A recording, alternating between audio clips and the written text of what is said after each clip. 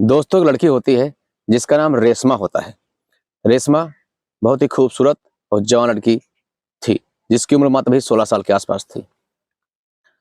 एक दिन अपने पिता से कहती है कि पिताजी, मुझे कुत्ता लाकर दे दो, मुझे कुत्ता पालना बहुत अच्छा लगता है।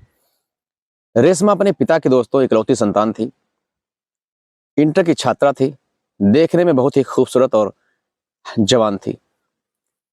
पिता की इकलौती संतान होते हुए पिता उसकी हर इच्छा को पूरा करते, जो भी मंगाती। पढ़ने में बहुत तेज थी, तो एक दिन पिता उसके बाजार जा रहे थे, तो बाजार जाते वक्त रेशमा के लिए वो बाजार से एक सुंदर कुत्ता ला देते हैं। जब कुत्ता उसको लाकर दे देते हैं तो रेशमा उस कुत्ते के साथ रहना शुरू कर देती है। उसको खाना खिलाती है, अपने साथ लिटाती है, नहलाती है, धुलाती है, उसके साथ खेलती है। इतना उसके साथ मिल घुल जाती है जैसे वो पुराने बिछड़े दोस्त हों। धीरे धीरे करके रेशमा और कुत्ते के बीच में नाजायज संबंध स्थापित हो जाते हैं और दोनों जब भी समय मिलता शारीरिक संबंध बनाने शुरू कर देते। ऐसा करते करते रेशमा के साथ एक ऐसी घटना घट जाती है दोस्तों, जिसको सुनने के बाद आपके पैरों तले जमीन खिसक जाएगी और आपको सोचने पर मजबूर कर देगी, क्या ऐसा भी हो सकता है। बने रहे मेरे साथ इस नई कहानी के साथ। इस कहानी को सुनने के बाद एक आपको सीख मिलने वाली है और वो सीख आपको सिखाएगी कि जिंदगी में हमें कुछ ऐसा नहीं करना चाहिए जिससे हमें बाद में पछताना पड़े। नमस्कार, आदाब, सत श्री अकाल। मैं पंकज शुक्ला आपके लिए लेकर आई हूँ ये सच्ची घटना, जिसे सुनने के बाद आप भी सोच में पड़ जाएंगे। तो शुरू करते हैं आज की एक कहानी। दोस्तों, दिल्ली में एक सुखी परिवार रहता था। उस परिवार में माँ, बेटी और पिता तीनों रहते थे। पिता एक प्राइवेट कंपनी में नौकरी करते थे, अच्छी खासी तनख्वाह थी। बेटी, जिसका नाम रेशमा था, वो इंटर की छात्रा थी। अभी उसकी उम्र मात्र 16 साल के आसपास थी। खान पियन अच्छा होने के कारण हेल्थ अच्छी खासी हो गई थी। लंबाई चौड़ाई और खूबसूरती तो थी ही, जो भी उसको देखता तो दोस्तों देखता रह जाता। पिता की इकलौती संतान होते हुए उसकी हर इच्छा को पिता पूरी करने की कोशिश करते। क्लास में पढ़ने में इतनी तेज थी, इतनी होशियार और बुद्धिमान थी कि हर हमेशा वो फर्स्ट क्लास आती, 99% मार्क्स लाती। पिता का सीना चौड़ा हो जाता, माता खुशी से लड्डू बांटती। ऐसी उसकी दिनचर्या थी। रेशमा अपने इस कॉलेज में सबसे टॉपर लड़की थी। एक दिन उसने पिता से कहा, पिताजी, आज मेरी इच्छा है कि मैं एक कुत्ता पालूं, तो मुझे एक पिल्ला लाकर दे दीजिए, जिसको मैं अपने साथ रखूंगी, खेलूंगी और टाइम पास करूंगी और मेरा समय भी निकल जाएगा जो खाली समय होता है। पिता उसकी इच्छा को न मार सके और वो बाजार जाते हैं। बाजार से एक छोटा पिल्ला लाकर दे देते हैं। अब रेशमा बहुत ही खुश उसको देकर हो जाती है, कहती, आज आपने बहुत अच्छा काम किया है। पिल्ले के साथ रेशमा रहते रहते लगभग 1 साल गुजर जाता है। 1 साल में अब पिल्ला जो था वो कुत्ता बन गया था, काफी मोटा तगड़ा जवान हो गया था। इधर रेशमा की उम्र भी काफी ज्यादा हो चुकी थी। दोनों एक साथ रहते हैं, एक साथ खाते पीते और साथ साथ घूमते हैं। एक दिन रेशमा अपने कॉलेज में पढ़ने गई थी और उसकी दोस्त किरण तो थोड़ा चंचल और थोड़ा दूसरे टाइप की थी। उसका नेचर सबसे हटकर था। वो आए दिन किसी न किसी अपने बॉयफ्रेंड के साथ घूमती, इंजॉय करती, ऐश करती और टाइम पास करती। समय के साथ साथ जब रेशमा से उसकी दोस्ती अच्छी खासी हो गई, तो दोनों एक दूसरे से अपनी बातें करते रहते, शेयर करते। तो एक दिन किरण ने उससे कहा रेशमा से कि यार, तुम्हारा कोई दोस्त नहीं है, कोई बॉयफ्रेंड नहीं है? तो रेशमा ने कहा, देखो, मैं इस चीजों में बवाल में नहीं पड़ती हूँ, मुझे अपने करियर पर ध्यान देना है और जिंदगी में कुछ अपना करना है, पिता के सपनों को साकार करना है।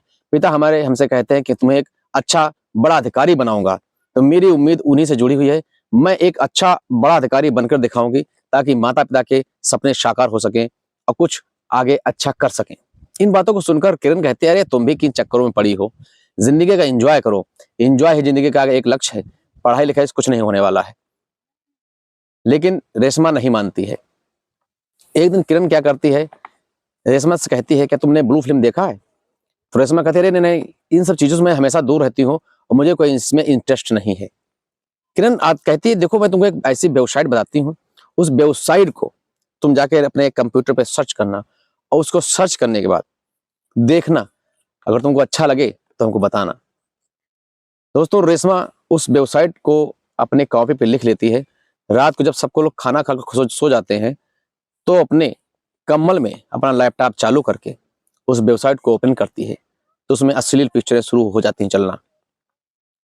अश्लील पिक्चरें चलना शुरू हो जाती हैं तो रेशमा पहले तो उनको इग्नोर करती है, फिर धीरे धीरे उनको देखना शुरू करती है तो उनको अच्छा लगता है। सुबह जब किरण पूछती रेशमा से क्या तुमने उस वेबसाइट पे सर्च किया था, तो रेशमा बहुत ज्यादा नाराज हो जाती है, कहती है तुमने ऐसा क्या हमको दिखा दिया, सारा दिमाग खराब करके तुम रख दिया, ऐसी चीज हम नहीं देखते हैं।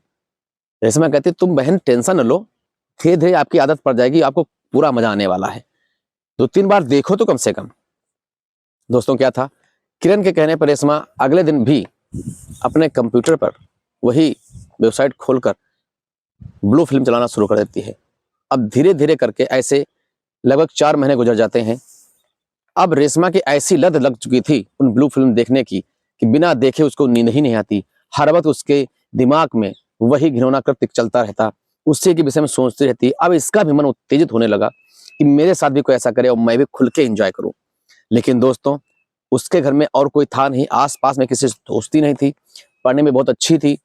तो उसको एक दिन क्या हुआ, जब रात में ब्लू फिल्म चला रही थी, देख रही थी, तो उसको बहुत तेज उत्तेजना हो गई कि मैं करूं तो क्या करूं। तो वो उसने अपने कुत्ते को पकड़कर अपने कमरे में ले गई और कुत्ते के साथ छेड़छाड़ करना शुरू कर दिया। अब कुत्ता तो कुत्ता है, उसको तो कुछ कर नहीं सकता।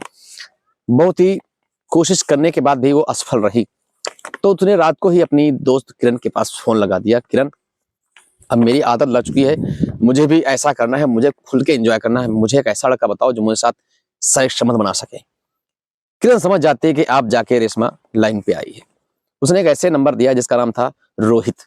रोहित नाम के लड़के का नंबर दिया और उससे कहा उससे बोल देना कि मुझको नंबर किरण ने दिया, बाकी वो समझ जाएगा। अगले दिन रेशमा ने रोहित के पास नंबर लगाया और बताया हमको आपका नंबर किरण ने दिया, वो समझ गया।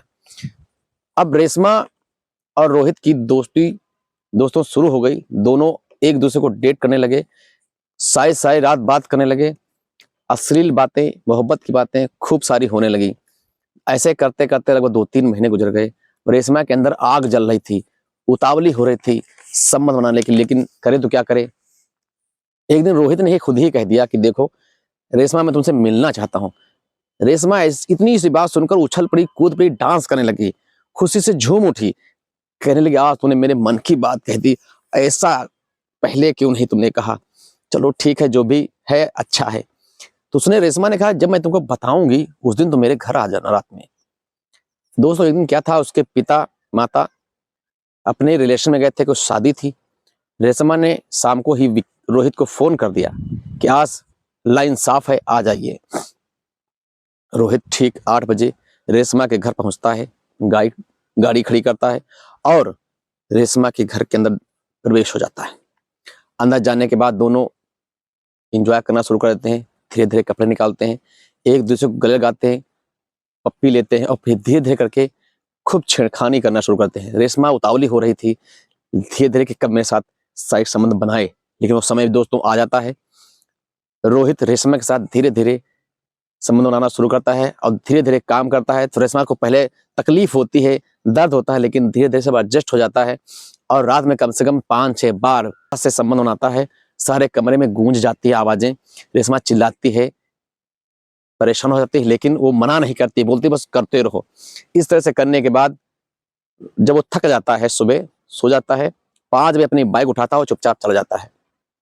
अब दोस्तों रेशमा को खुल के एंजॉय मिल चुका था, आनंद आ चुका था, जब भी माता पिता घर पर न होते ऐसा काम करती। धीरे धीरे करके ये बात मोहल्ले में कई लोगों को पता चल चुकी थी। एक दिन मोहल्ले के अंकल रेशमा के पिताजी से कहते हैं कि तुम्हारे घर में जब तुम लोग नहीं होते हो तो एक लड़का आता है और उस पर ध्यान दीजिए, भविष्य में कोई गलती न हो जाए। माता पिता एक दिन झूठ बोलकर कहते हैं मैं किसी घर के काम से जा रहा हूं और पड़ोस के घर में जाकर छुप जाते हैं। रात को जब रोहित आता है तो उसके पीछे से उनके पिता भी आ जाते हैं और रोहित उस वक्त मौके पर रेशमा के साथ शारीरिक संबंध बना रहा होता है।